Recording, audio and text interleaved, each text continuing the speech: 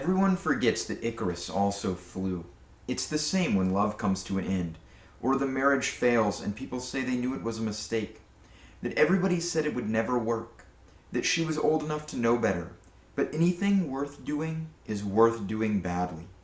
Like being there by that summer ocean on the other side of the island while love was fading out of her, the stars burning so extravagantly, those nights that anyone could tell you they would never last. Every morning she was asleep in my bed, like a visitation, the gentleness in her, like antelope standing in the dawn mist. Each afternoon I watched her coming back, through the hot stony field after swimming. The sea light behind her and the huge sky on the other side of that. Listened to her while we ate lunch. How can they say the marriage failed? Like the people who came back from Provence, when it was Provence, and said it was pretty, but the food was greasy. I believe Icarus was not failing as he fell, but just coming to the end of his triumph. That's Falling and Flying by Jack Gilbert. But the line, anything worth doing is worth doing badly, stuck with me. And it was while I pondered that I realized I have to make this video. It's been so long since I've made a video, but that got into my head. It almost discouraged me. I put it off. It wasn't time. It wasn't going to happen. I was done. But no, anything worth doing is worth doing badly. So here I am with a different camera, probably looking a little different, but I'm here to tell you about a forgotten author, Nathan Asch. So I bought this book, The American Writer and the Great Depression, and it's one of those with this very stiff cover, so I almost didn't buy it because the cover itself is ripped. And it's a compilation of excerpts and short stories from many, many forgotten Great Depression writers. But it was in the introduction that the wonderful Harvey Swados chose to include a passage. And that passage blew my mind. I read it over and over to anyone who I could get a hold of. I called several friends, and I just continued to be shocked by it. Here it goes. The night I stayed in a flop house, I couldn't bear to breathe through my nose, and I couldn't bear to look at the other men on the mattresses about me. I was there to see them and see how they lived. But I didn't care if I missed this sight, because if I stayed out there another hour, I didn't want to live. The lights were out, except in the hall, and I lay on my arms behind me, and I closed my eyes, and I closed my mind. And then I began to hear that these men sleeping were beginning to breathe in and out together, as if they somehow had become one nameless unemployed, as if all this breathing in and out together had become one gigantic sigh. I rose and put on my shoes, and I walked out into the rain, and in doorways lay these men's future, lay what they would become, junk with still beating arteries huddled in doorways. Still beating arteries huddled in doorways. We avoid the word heart because these men barely have one. An unbelievable passage. I couldn't get enough of it. And it quotes The Road by Nathan Asch. Full title, I would come to find out, The Road in Search of America. And the book is a sort of collection of stories that Nathan Asch presents, really moments. It's episodic as he travels through America looking for something, but he doesn't quite know what. He wants to see the real America, whatever that might be. And as he travels, he finds only sorrow. The book was an incredible exercise in the connectedness of the world. I went and immediately tried to find some PDF pirated copy, but struck out. And failing that, I said, okay, no problem. I'll buy it on eBay. I'll buy a secondhand copy. There were none to be found. And I think there was an Amazon listing for something like $200, and I was like, that's ridiculous. And I shelved the idea. But not before trying to find more of Nathan Asch's works. Someone had taken the time to catalog everything he had written on Wikipedia, including the magazines that the stories that he had written, the short stories, originally appeared in. So I went and hunted out a few of these magazines, and some were still in print. So I wrote to their contact forms, and I asked, could you please send me the story? And I explained briefly that I had been taken by what I had found of Nathan Asch. For what it's worth, one of those magazines did respond. It was the Yale Review, and they did attach a story which had none of the power of that passage. And months later, I would learn about a website called World Cat, and through that I was actually able to track down a copy of The Road in Search of America. And I devoured it. I read it in only a matter of days. And while it was great in this simple and hard-hitting way that so many Depression-era authors excel at, it was, I think, more an exercise that the search is more fun than the final product. That isn't to say that I didn't love The Road, but that it was a little bit repetitive, and in a twisted way, I'm not surprised it was forgotten. But that one passage sparked what I wanted to know. And those moments where there's a fire lit somewhere in my life, that is why I am here. Unfortunately, it feels to me like those moments are rare anymore. There was a time when they were frequent.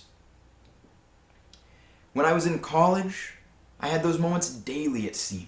A new song, a new book, a new course, something was, my brain was like a series of fireworks. It was alive. And unfortunately, I don't experience that anymore. I wish I did. And Harvey Swados reminded me that I can. And that there is greatness to be found. Nathan Asch, still beating arteries, huddled in doorways. Anyway, the point of this video, anything worth doing is worth doing badly. So here I am, sort of proclaiming that Nathan Asch is a great, forgotten American author, though I didn't say those words, and in fact, maybe discourage you from reading The Road. But I want you to find those moments. I want the fireworks to go off as you find great things that are yours to claim. That you were not persuaded by someone else, but that you came to the conclusion. And in my hands I hold Nathan Asch's first published short story, The Busboy.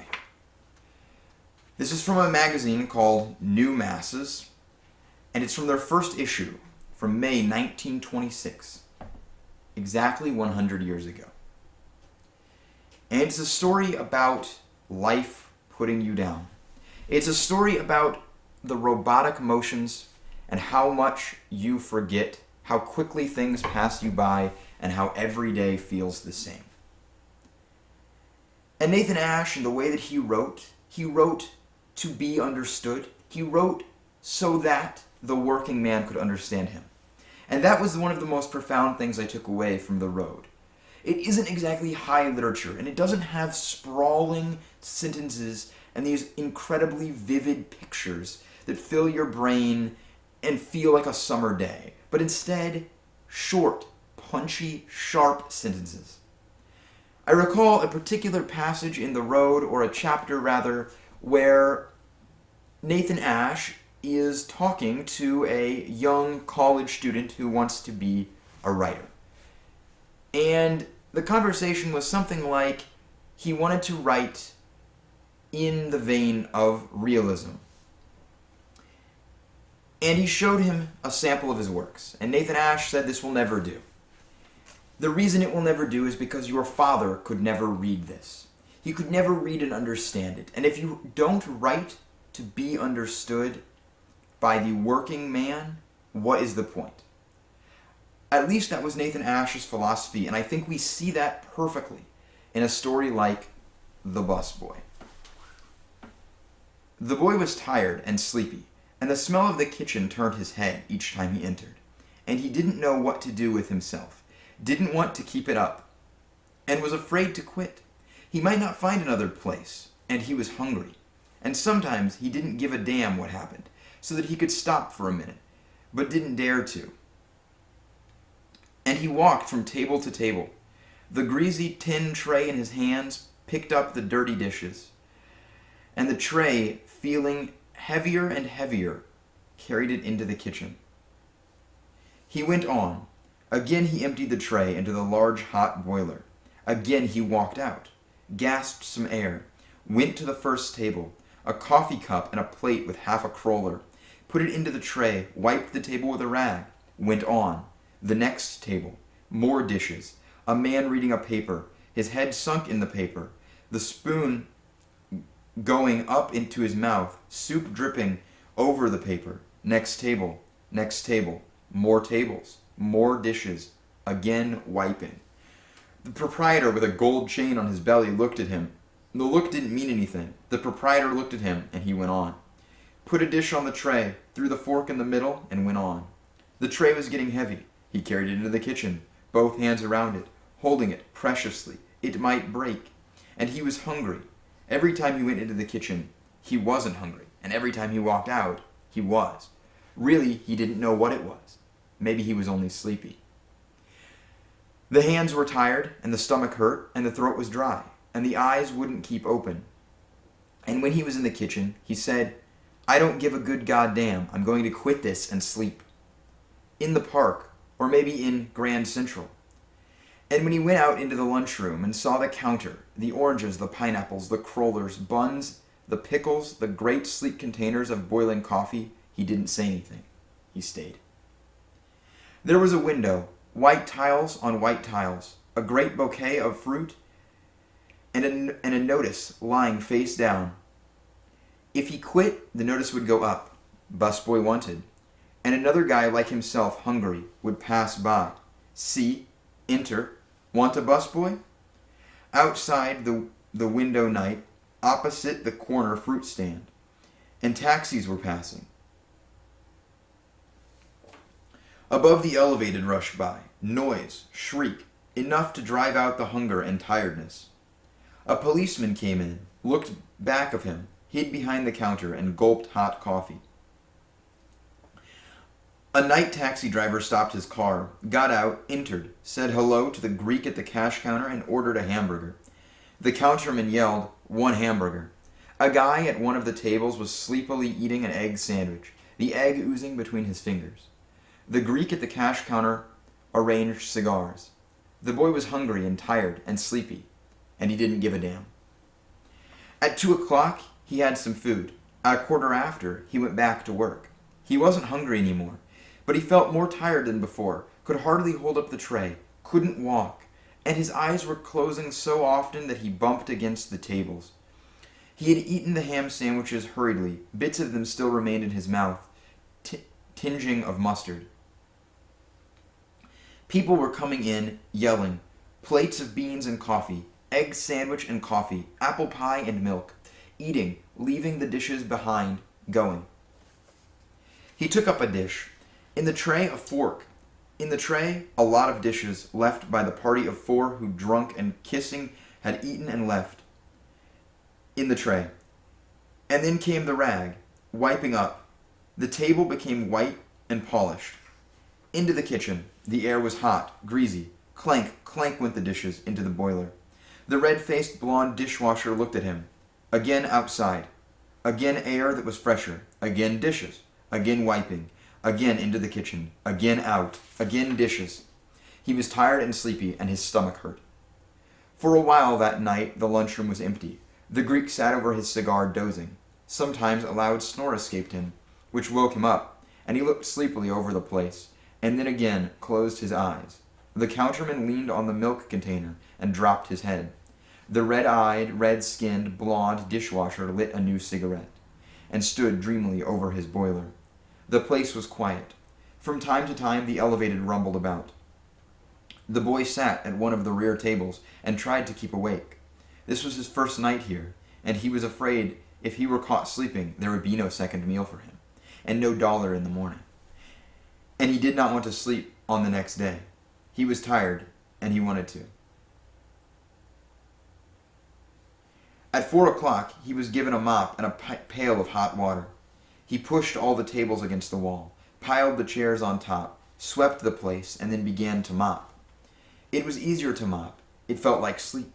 Slowly went the mop over the dirty floor, leaving it clean.